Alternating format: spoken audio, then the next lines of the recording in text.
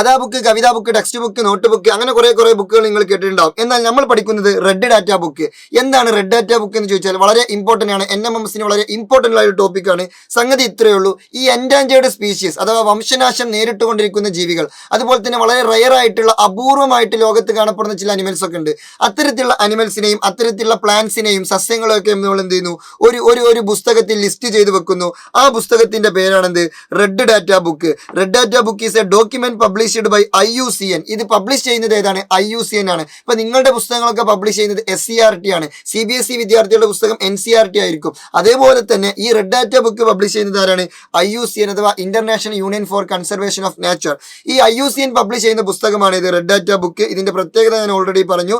That contains information about the rare and endangered animals or plants. Okay, നമ്മുടെ നാട്ടിൽ, നമ്മുടെ രാജ്യത്തിലോ നമ്മുടെ സംസ്ഥാനത്തോ എക്സിങ്ക്ട് ചെയ്യുന്ന റയർ ആയിട്ടുള്ളതും എൻഡാഞ്ചേർഡ് ആയിട്ടുള്ളതും വംശനാശം നേരിട്ടുകൊണ്ടിരിക്കുന്ന ജീവികളുടെയും ഒരു ലിസ്റ്റാണ് അല്ലെങ്കിൽ ഒരു ഡോക്യുമെന്റ് ആണ് എന്ത്?